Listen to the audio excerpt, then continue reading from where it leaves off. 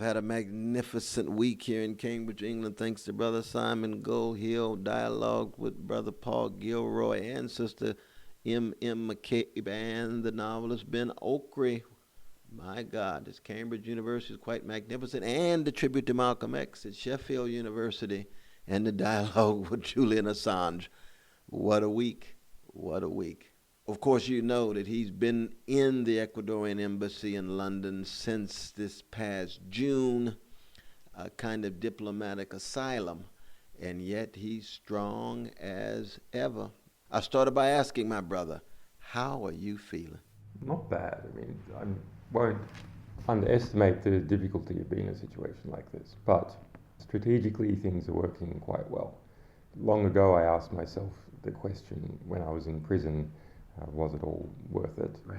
And I did seriously consider the answer, and I became comfortable that when you're engaged in activity where it realizes the principles that you hold dear, not the principles necessarily that the outside world wants you to have, but your inner principles, then you are living your life. Absolutely. And there is no other way to live but to live your own life and to try and manifest your principles in the world. Yes. And although this situation is difficult, and it is even more difficult for some of our other people, it's a strategic situation that we are slowly winning, and I think the outcome is something that I will be proud of. Indeed, indeed. I mean, it reminds me in so many ways of, the great W.B. Du Bois. When he was 89 years old, he embarked on a trilogy of 3 novels. And he said, I've been wrestling with these questions. This is in the ordeal of Manzard, in the character of Manzard, but it was really Du Bois speaking. He says, how does integrity face oppression? How does honesty face deception? How does decency face insult? And what shall virtue do in the face of brute force? Now that's Du Bois, 89 years old. Brother Julian Assange, 41 years old, 2013, wrestling with great courage, tremendous conviction and commitment and compassion with those same questions. Now, of course, our audience, I think one of the questions our audience would want to know is that given the kind of demonization of you by my government, the U.S. government, what in your mind is their strongest argument against you, just as your strongest argument against their strongest argument will come right in that second question?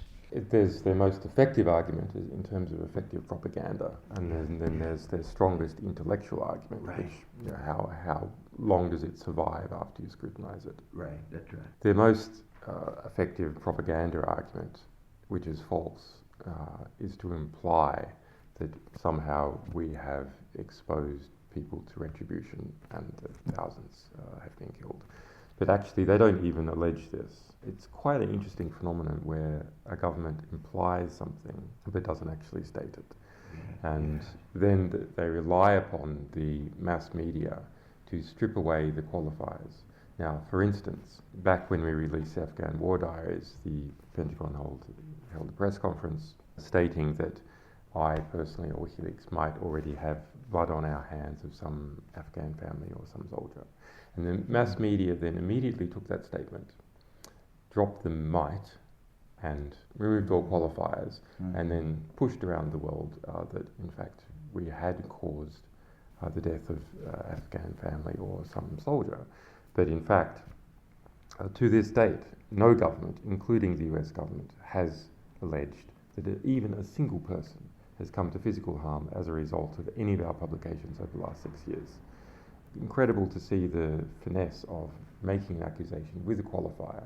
Anything might be true, of course, and then knowing that the mainstream press will remove the qualifiers in order to make the statement stronger. But then in terms of their strongest intellectual argument, it is a government in a democracy is mandated by the people who have voted for it. And therefore the decisions as to what is secret or not is the right and proper place of the government. Now that argument falls quite quickly because we have to understand what is the lifeblood of democracy. And the lifeblood of the democracy is information. And in fact, it's the one area where duly elected government, and you can argue about whether the US government is duly elected, is not and should not be able to make decisions about what information people have. And that was recognized early on by framers of the US Constitution and Madison and so on, by mandating not that the press or the rights of the people should be protected by law, but something much more significant, that no law is to be made in relation to the rights of the people to communicate.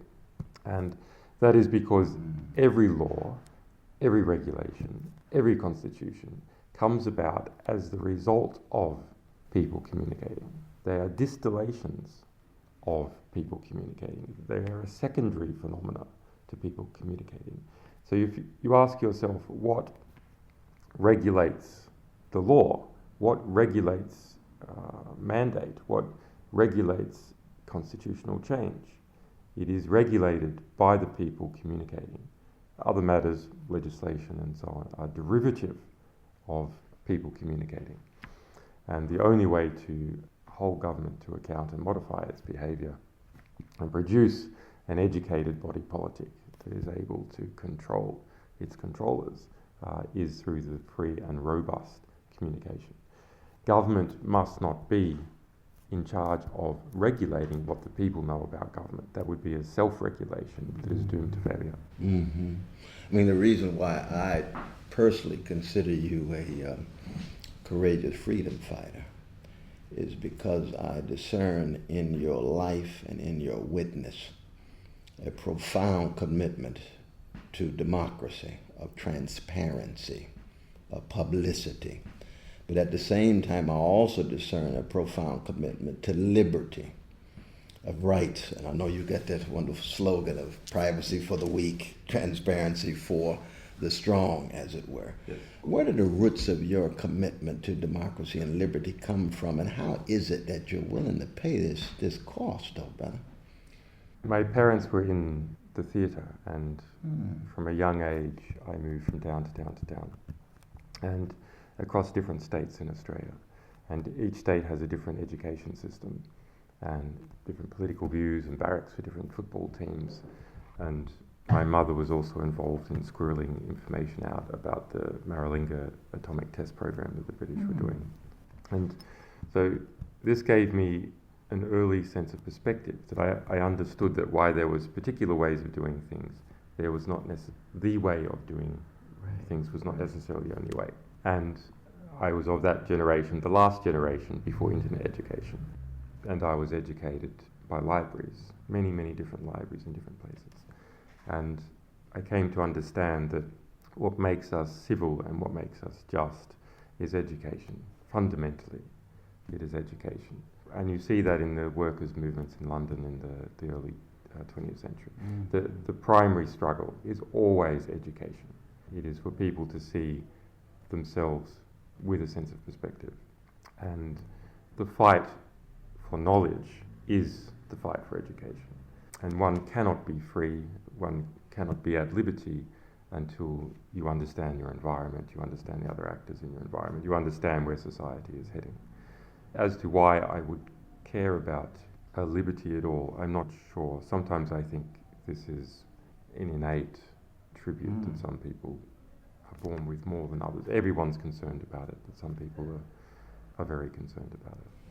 Well, you're certainly willing to act on it more so than most, no doubt. I mean, I think we're here in London, and one of my heroes is R.H. Tawney, who was, of course, a Christian socialist, The Acquisitive Society, his book on equality, fundamentally committed to education, but Paideia, P-A-I-D-E-I-A, that deep education, not the cheap schooling that goes by the name of education these days, the kind of self-cultivation and self-culture that Emerson and Margaret Fuller and others talked about. And I see you in that tradition, and it's fascinating because in one sense, it's a very traditional sensibility. It goes back to the Greeks. It goes back to Jerusalem in terms of really having the courage to stand up for your convictions in a self-critical way, but still committed to rights on the one hand, but also transparency on the other.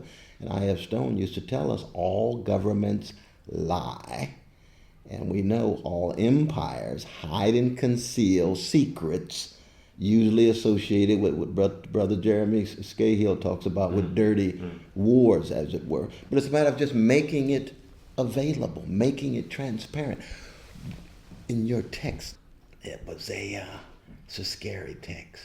In some ways, it's a very bleak one. You see mass surveillance, mass control. This cryptography as the last form of non-violent direct action, echoes of Martin Luther King Jr. And you know what he means to you, you know what he means to me.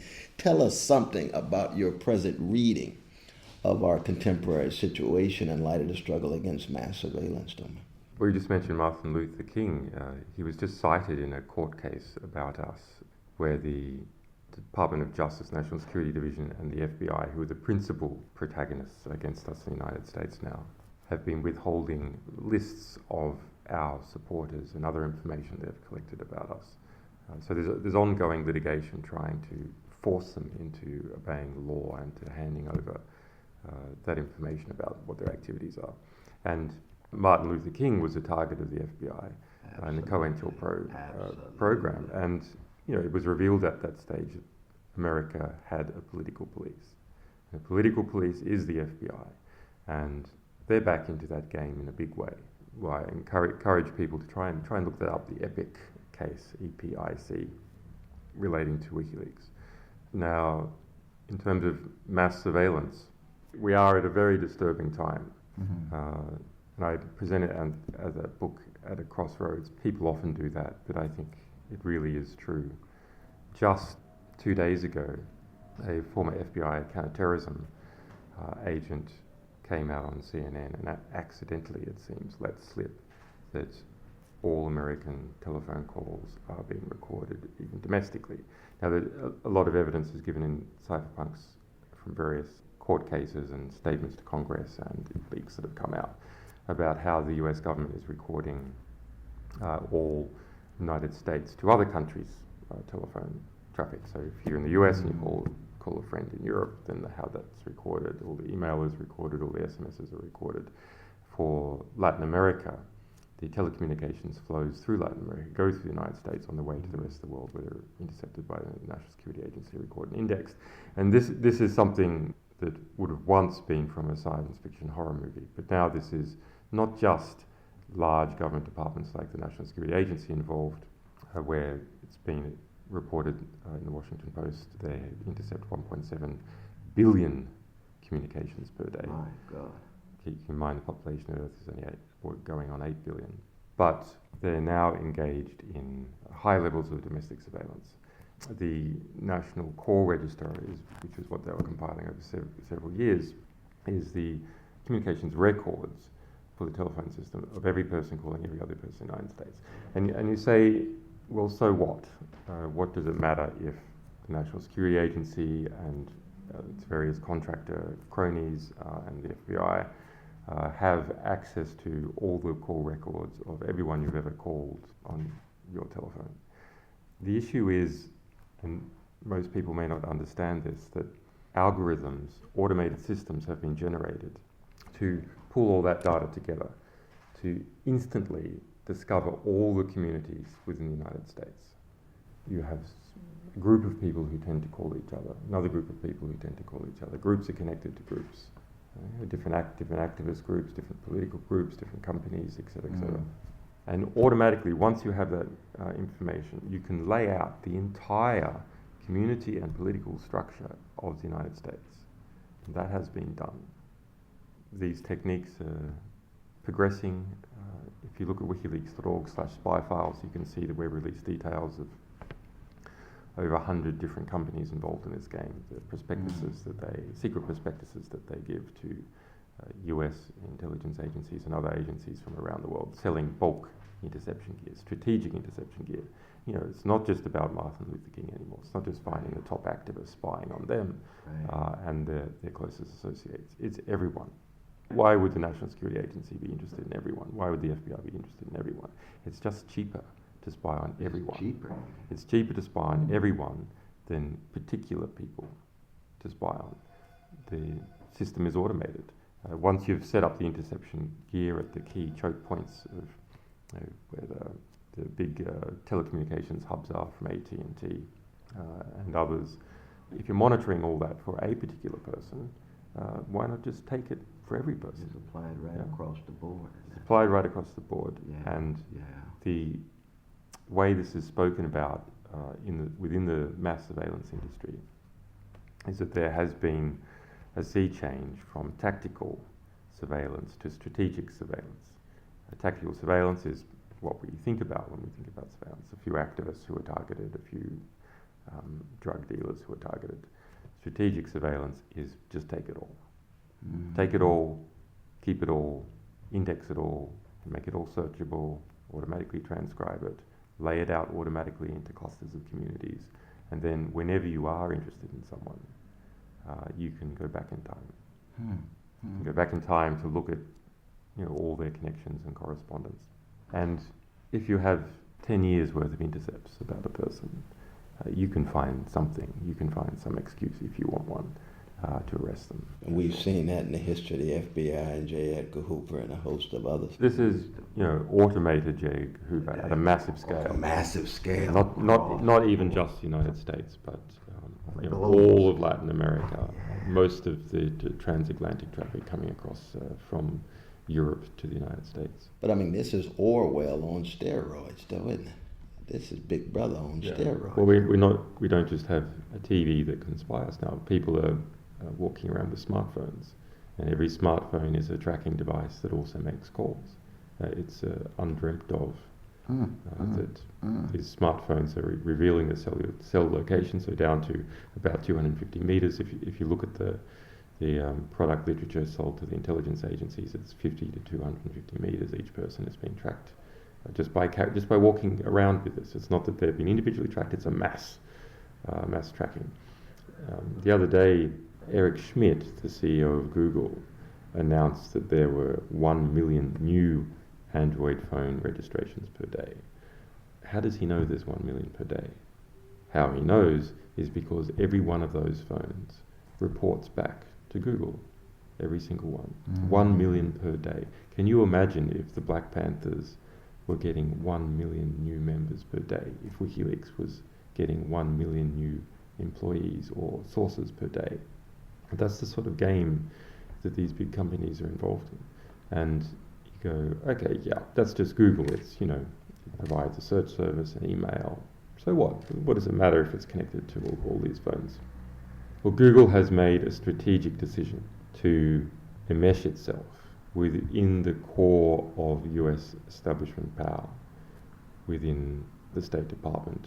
Eric Schmidt, together with Jared Cohen, have released a book that they're right now pushing all around the world about the future of the world and the future of the United States and what is it going to be.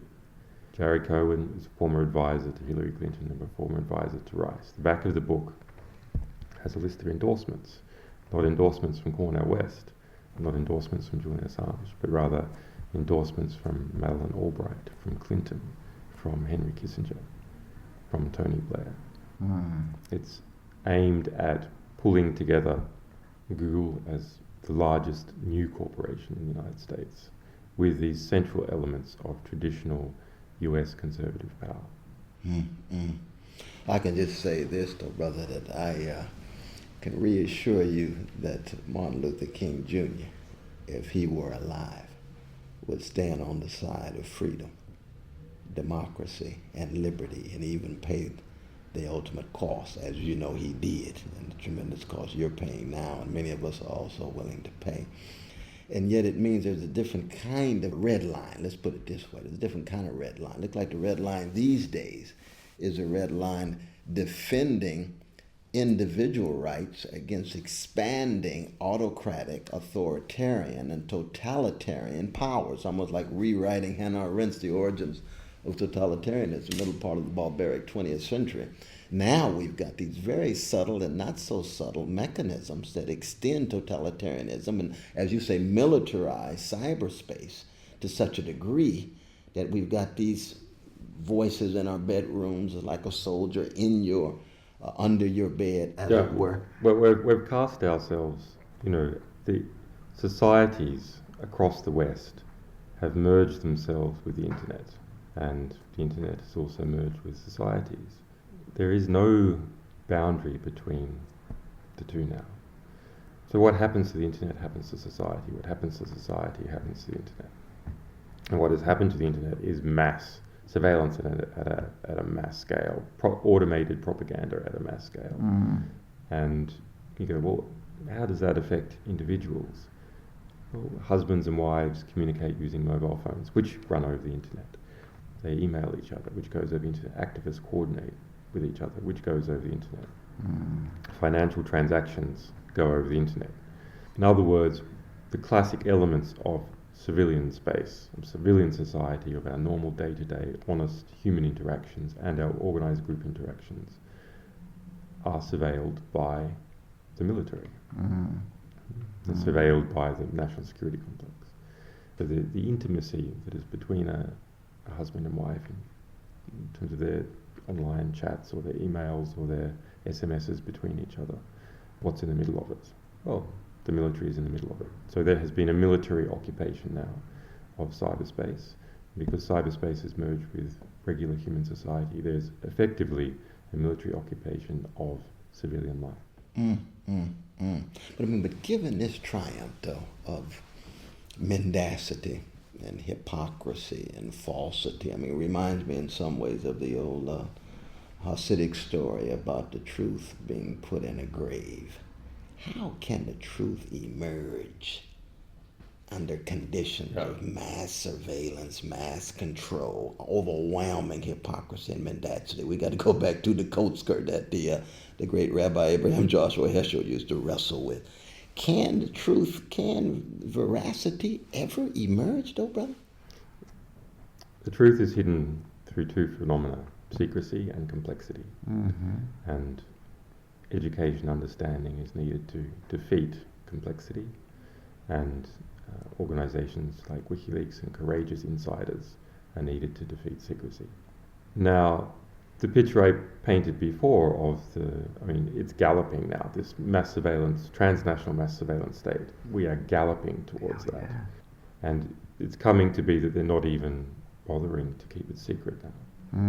These are giant mass surveillance industry conferences, for example. They're barely secret now. And we've gotten people into half a dozen of them, collecting their materials and so on.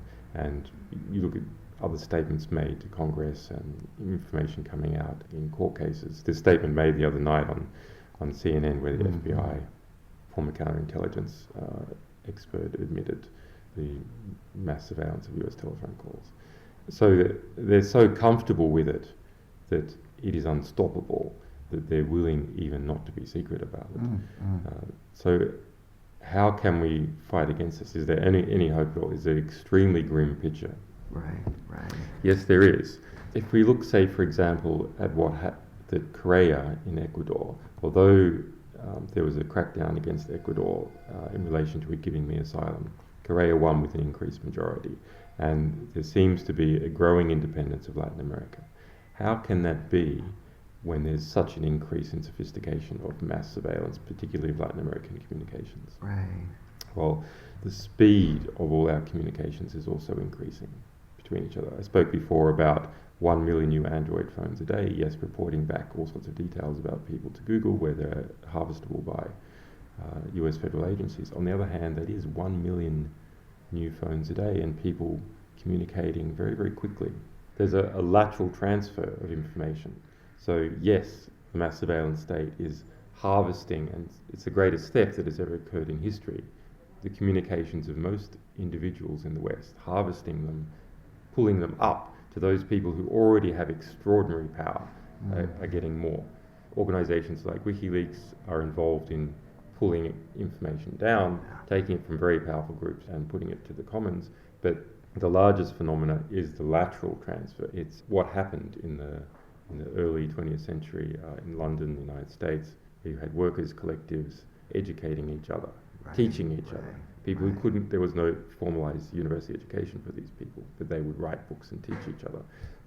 What we're also seeing on the internet is massive education of individuals in the world educating each other, small organizations educating each other. And that mass lateral transfer, that mass education, has produced a time of the greatest political education that has ever occurred, is happening right now. All over the world. The breaking of the manufacture of consent is happening right now, especially for people under the age of 30.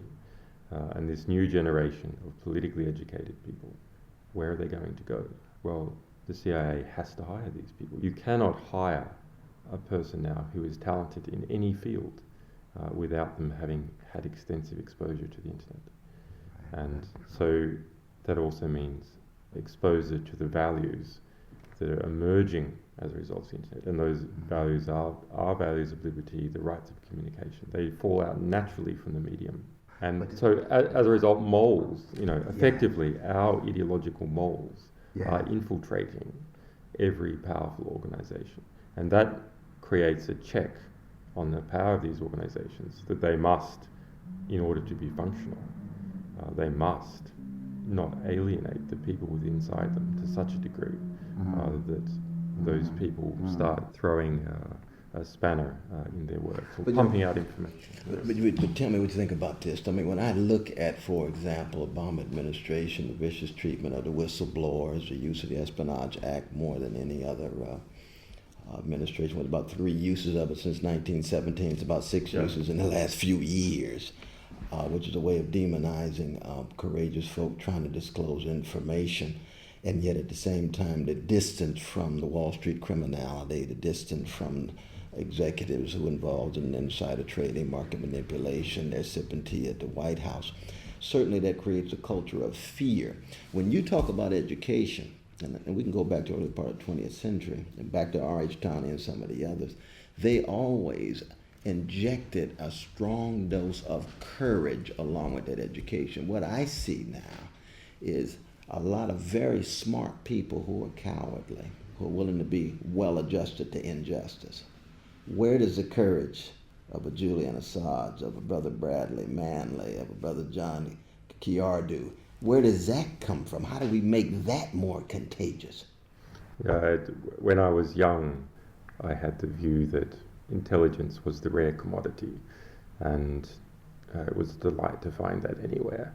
And when I got a little bit older, I had the view that courage was the rare commodity. I mean, a lot of Nazis were smart and intelligent, Goebbels, and a lot of white supremacists, male supremacists, homophobes, anti-Semites, anti-Arab. Some of them are very, very, very smart, but lack courage and compassion. How do we get that in the education? And the courage was the rare commodity and needed to be fostered. Fear is contagious, but courage is also contagious. And so I think, in my experience, I don't know the answer to your question precisely, but in my experience, when people see that courageous men or women succeed in enforcing their principles, that is tremendously encouraging. I mean, those people become role models, and others try and take it on. I think it's not that courage can be taught. I don't think it can be taught, but it can be followed. People have often come to me and said, well, Julian, you're fearless. And I say, not at all. You completely misunderstand. I feel every fear that every other person does. But I don't recoil from the fear. I try and understand the fear. And is it a legitimate fear? Is it really coming out of the situation, the real facts and circumstances of the situation? Or is it prejudice? And so I think through courageous thinking, you can think past your fears. And that is something that other people can follow in. And when you have encountered a number of situations where you have successfully thought past your fears, then you develop some self-confidence that you can do it again and again and again. Powerful. I mean, you might recall in Plato's dialogues on what is courage, namely the Laches, he makes a distinction between rashness, boldness, and fearlessness, and courage still being different.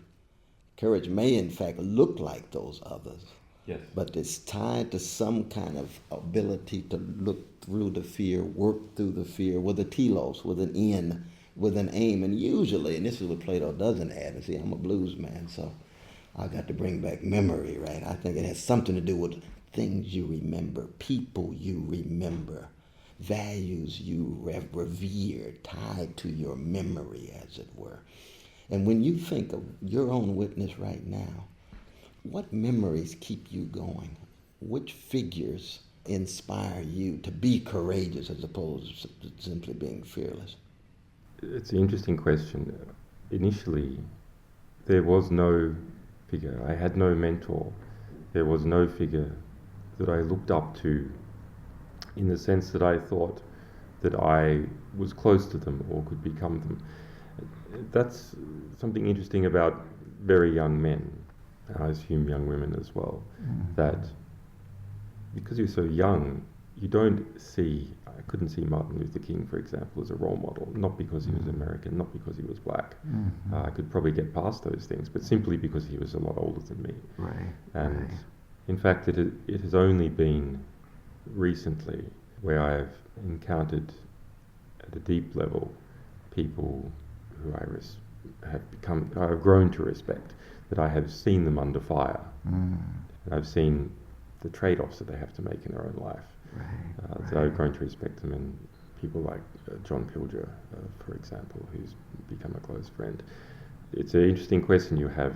Can you really relate to someone from a distance if you haven't personally seen them under fire? Bradley Manning, of course, I have personally seen him under fire where he's been in a very grim situation in the US prison system, and where they tried to get him to crack using a whole lot of methods. They tried to get him to crack against me personally. Only 5'2", a young man. They weren't able to make him to crack. And you hear back from his support team that one of the reasons is that the more that they pushed him, the more he saw how unjust they were, how immoral their position was. That is probably something that I've seen in common with courageous people, that the more that they are pushed in an immoral way, in an illegitimate way, the more they instinctively push back. And the raw stuff that goes into that kind of courage, just the sheer grit of saying, this is the kind of person I want to be. Back to Du Bois. This is the kind of integrity I want. This is the kind of decency. This is the kind of honesty. And in the end, it doesn't have anything to do with the isms. It has to do with, this is the kind of human being Brother Julian chooses to be. In my early 20s, I was involved in a big case in Australia, and the police were trying to convert a number of people in informers. In fact, close friends in that case became a secret informer against me for 6 months. They tried to do it to me as well, and I could see that strategically there might be some short-term benefit in it. But then that's not the sort of person I wanted to be. It's precisely the sort of thinking I had. And it's not that I worried about, well, what will my community think of me, or what will my friends think of me. It's not even that I was concerned about what I would think of me. It's that once you succumb in such a manner, then how can you possibly defend yourself? How can you possibly defend your character throughout life if you succumb in that way? You set a precedent to yourself of succumbing, and I think we must all fight to set precedents to ourselves about how our character will act in certain circumstances. To be courageous emancipates our own character, and every interaction that we have with the world, we have through the lens of our own character. So perhaps for every person, their primary task is to strengthen and emancipate their own character, because how can they emancipate other people? You know, I'm doing this stuff at Cambridge University, and so I'm connecting this stuff. Yeah, I just did a thing on Thursday with Paul Gilroy. I got something tomorrow and on philosophy, and then another one on literature. They're not too bad at Cambridge, actually. Yeah, hungry and thirsty, man. Yeah. I had a big talk there in 2011. It was packed, and even though the press climate here, the mainstream media press climate is probably it's more hostile here than it is in the United States. Really? Yeah. In the UK? In the United States, you have different points of power in the media. Unfortunately, they're all coming together. Right. But you have East Coast versus West Coast. This is a Right. trivial example. Right. Right. And also because the economy is bigger, there's more sort of niches in the media economy. Here, it's just London. There is just one nasty media patronage group here in London, where everyone's interconnected and goes to the same clubs. And at the elite level, nearly all of them go to Oxford and emerge out of a program at Oxford called PPE. World famous. It's like a sort of educational Freemasonry. And that's what the BBC called it. The educational Freemasonry that dominates London. My God, that's funny. It's a better predictor of entry into establishment power than Eton. It's twice as good a predictor. Wow. 6 members of cabinet went to PPE, and the nasty ones: the Prime Minister, William Hague, the Foreign Secretary, Theresa May, the Home Secretary, all emerge out of this PPE. Even Rupert Murdoch. Murdoch, I'm surprised he made it through. I'm surprised he made it through. Lord. Good God Almighty. So the sort of the hegemony the nasty is just so tight. Yeah, because it's one city, and everyone it's nasty. And incestuous. There's also never been a proper revolution here. Because in the US, you did have one, Right. and in continental Europe, you also in First World War and Second World War, you had occupation and liberation, and then sometimes reoccupation. But it pressed the reset button in the class structure. Yes, that's right. So That's right. not completely, but eliminated a lot of the class structure. But you've got a tremendous And in fact, popularity there. Cambridge Yeah. we have one enemy from Cambridge, a dozen from this Oxford PPE thing. Wow. And any help I can be, or anytime you use my name to support what you're doing, do not hesitate. Thank you. Yeah, we will. No, absolutely. It's one of these situations. People make these offers, but because we're in such a big fight, we take them all. But oh no, absolutely. I mean, I would have blurted the book if you would have liked that, but anything like that. I mean, in terms of timetabling, June 3rd, Bradley Manning's case is meant to start. 12 weeks, 141 prosecution witnesses. They're bringing the guys who killed bin Laden as the star diva. This is a 12-week Broadway musical, a show trial. 38 witnesses will be testifying in a closed court hearing. They have withheld 30,000 pages of judgments in the pre-trial. 30,000 pages of judgment, not even the judgments that they have made public. 30,000 pages. It is the biggest case in US military history. My God. The Pentagon gave a 40-minute press conference back in 2010 to the world, demanding from the organisation and me personally that we destroy everything we had ever published from the Pentagon, that we destroy everything that we were going to publish, that we cease soliciting information from US government employees. Not saying about bribing or paying, just cease asking for information from US government employees, or else we would be compelled, precise word they use, compelled to do so. They set the frame on what the battle was. Destroy everything that we previously published, destroy everything we were going to publish, and as an organisation, cease to exist, cease to get new information. They lost every single one of those. We've not taken down a single thing we've published. We have published everything that we wanted to publish from the US military, and we have not ceased operations. And so that complete loss of what they defined as the war has led to a loss of face. They reissued this threat September 28th last year, and we laughed. We laughed because we've been doing what we wanted to do. Threats that are not carried out inflate so quickly. So we just laughed at the second one. But the humiliation. Can you imagine now the Pentagon goes to Mali or to North Korea or some other country? We demand that you or we will compel you to do so. It means nothing now. And that is the humiliation that they must make up. And they're focused in doing that in just two ways. First of all, they've got an insider. There's only one name on the table. There's an insider, Bradley Manning. Perhaps we have other sources there, but they've got one that they say that they're going to go for. So hence the 12-week prosecution of such tremendous scale to set that example. Then they have to also go for the outside as well. And so they're going for WikiLeaks, the organisation, and me as a symbol for WikiLeaks, the organisation. So you and WikiLeaks would be integral to that whole military trial? There's this 3-year investigation that has been, quote, of unprecedented scale and nature in relation to us. They call it internally a whole-of-government investigation. It's probably involved over a dozen agencies.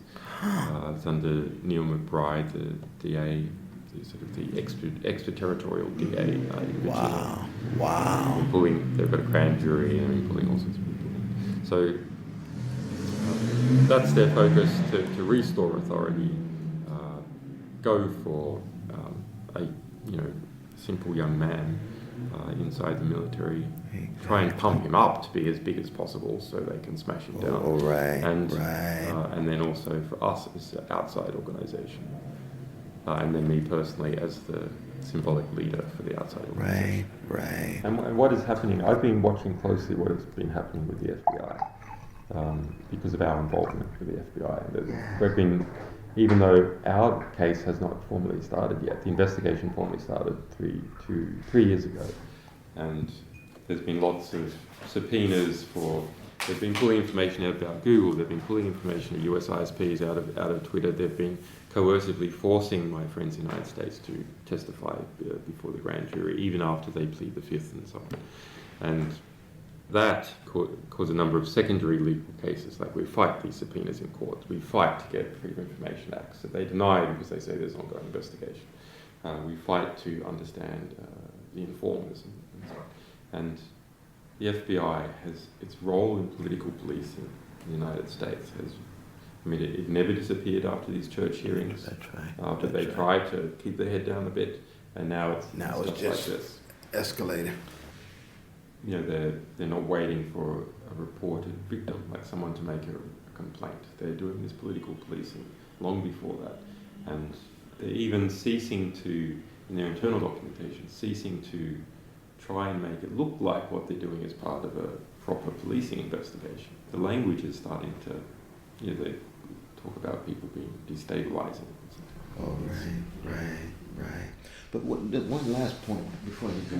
I mean, how can I best be of service to your cause, and how can the work in the state contribute to this, both disclosing the truth, that's in part what this interview is about, but also on other scales and dimensions, don't we? I'm not certain, because I'm not certain of all your contacts and all the things you can do. So I frame it. Give speeches, There's the things that that you're good at, but that's why I framed that there's these upcoming events. So June 3rd, 12 weeks, and then the things you can slot into. There appears to be, my lawyers say 60% chance of a secret indictment already present for me in the United States, coming out of this grand jury. A sealed indictment. And so they have secret indictments without anybody even knowing about it? And the law is that it is a criminal offence for any US official to reveal the existence of a secret indictment, even to another US official, unless the other US official is involved in grabbing the person. So, and then the process here into the UK, they also have sealed extradition orders. So even if the Swedish case drops tomorrow, and that's looking all very good. Exactly. That thing was so women weak. Have admitted, so weak anyway. They've admitted zero. So that's basically gone in a way. Politically, this is almost gone in Sweden. So that will drop soon enough. But then, can I walk out of this embassy? No, I still can't walk out of this embassy because of the sealed indictment. I mean, would your lawyers even be able to know whether it's a sealed indictment or not? No, we have tried. According to the Department of Justice's own guidelines for prosecutors, they are meant to say whether you are the target, subject, or witness in a grand jury investigation, unless there's extraordinary reasons why they shouldn't. And they are refusing to speak. We know that it's Neil McBride. We know the people who are responsible. they will not speak. And the interpretation of my US lawyers who dealt with a lot of these cases is there's only one grounds which they could have for refusing to talk about what my status is. And that is if there's been a sealed indictment, because it would be a criminal offence for them to say anything about it. So Exactly. they refuse to talk about it.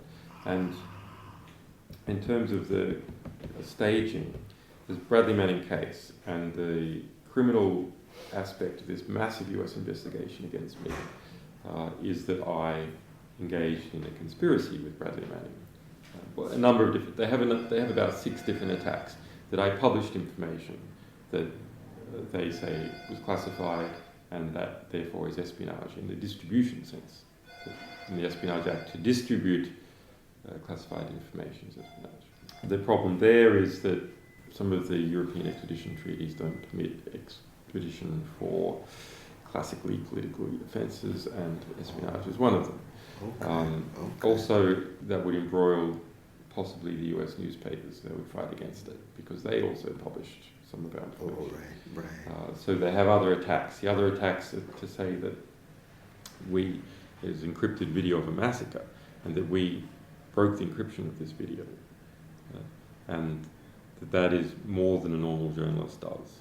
And that is, I'm somehow involved in the conspiracy to liberate this encrypted information. And then another approach that we moved federal government information worth more than $1,000 across interstate lines.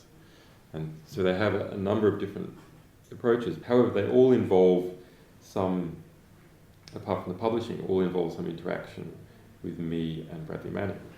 So his trial will succeed in some ways, but fail in other ways, etc. But they obviously can't charge me with conspiracy for an act which Bradley Manning is acquitted for. Right. Who am I conspiring with, right? That's right. So we view that it will be probably the very end of the Bradley Manning proceedings, just after. But then the case against us, they've been doing this massive investigation, but going from the investigative phase to the prosecutorial phase, this will activate I see. at the end of the proceedings. That said, the US has been known, there was an espionage case that came out just recently, to keep these sealed indictments secret for a long time. So the one that came out just recently was 9 years they kept the indictment sealed. That's difficult. This is why being here and being awarded formally political asylum is part of a much bigger play on our part. We know that we're not just dealing with what happens this year. That's we know that me personally and the organisation is dealing, we have a 15, 20 year battle here, because that indictment, if it stays there after the Bradley Manning case, they will try and serve that indictment for the next 20 years. Next 20 years.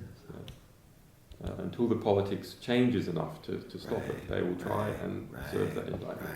And if it becomes public that they have an indictment, we're after him, we're going to get him. If they start doing that rhetoric, which is what the Pentagon did, remember, they said, we're going to compel you not to do this, that there will be so much prestige involved that they can never get rid of it. They will have to pursue it forever.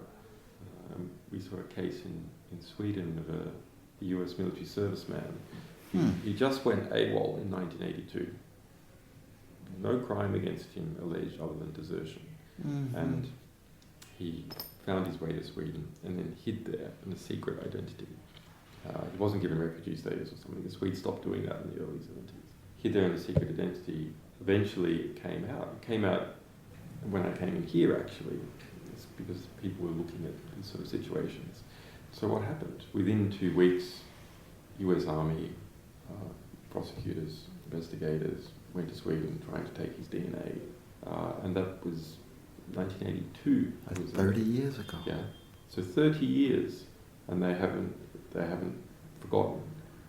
Why not? Because, well, if he says, hey, I got away with it. Oh, The lack of authority, the reduction in authority, reduction in prestige is intolerable. So they have to do the opposite, which is increase their authority. We never forget. anyone who defies our authority, even if it's 30 years, even if it's a trivial thing, just desertion, we're going to get them. My God, well, I'll tell you, we keep swinging. I'm telling you. In the US, Wow. we're getting good support in the US. It's Well, solid people. We've got to intensify, though. I mean, we've got to intensify, and we got to make some of these connections. You know what I mean? So that when we talk about the new Jim Crow, what we try to do on the radio show is, we make the connections, because you begin to see the kind of quality. Our strongest supporters in the US are people who went through the civil rights movement. Yeah. Because they understand what the FBI was like in that period. Absolutely. That's why I was so glad we were able to bring Martin in and make it, because I think Martin still has a certain status in the States. You know what I mean? And so when I talk, you saw bloody Obama, with his hand on Martin Luther King. But I don't know whether you all saw the C-SPAN thing that I did on Martin. We putting on King's Bible. And when I talked about how Martin was against the carpet bombing in Vietnam, he'd be against drones dropping bombs on innocent people, especially 219 innocent children. I said, but not only that, Martin would be either assassinated or in detention without judicial process, because he was connected to Nelson Mandela, which is defined as a terrorist group, and based on the National Defense Authorization Act, you can't have associations with a terrorist group, be it associated forces or what have you. I said, so Martin would be, under Obama administration, detained without due process, or maybe even assassinated. And this is on national TV. We put that on. Everybody said, God, Brother Wesson lost his mind. No, I'm telling the truth. It was only 1998 that Nelson Mandela was taken off the terrorist list. That's exactly right. But I know, again, I don't want to interrupt today, but this is such a blessing in terms of inspiration. We got to march out of this place together in a few months. You let me know. That's the truth. Well, there's being in here is important strategically.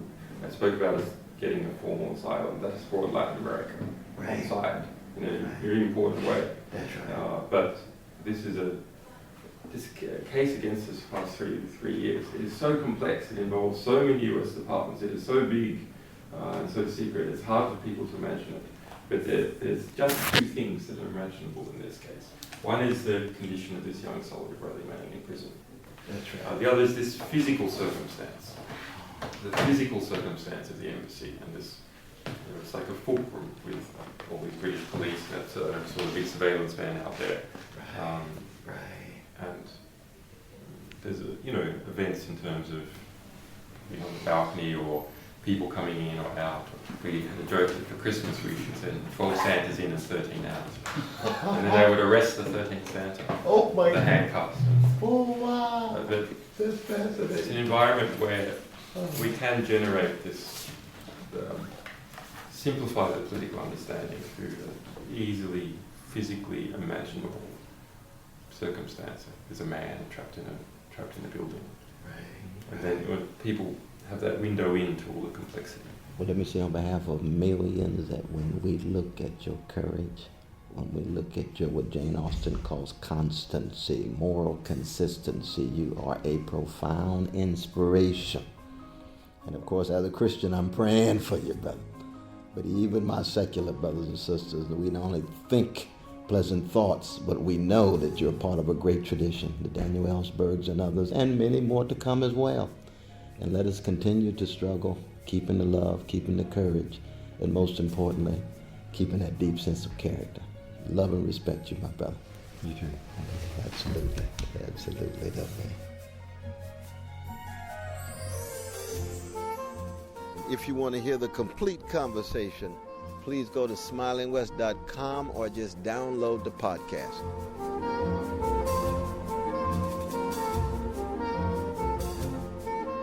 You can catch me weeknights on my TV show on PBS. And you can catch me Saturday, May 18th at the Afrocentricity Conference with my dear brother Malefe Asante and others in Philadelphia. The conversation continues 7 days a week on our website, smilingwest.com. You can call our Speak Out Network hotline anytime, toll free at 855-SPEAK-OUT. Smiling West is produced by SRP Productions and distributed by PRI, Public Radio International.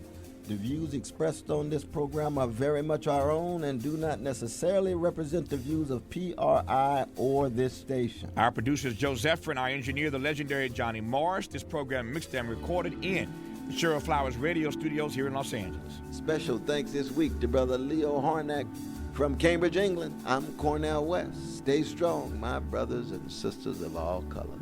And in Los Angeles, I'm Tavis Smiley. This is PRI. Keep the faith.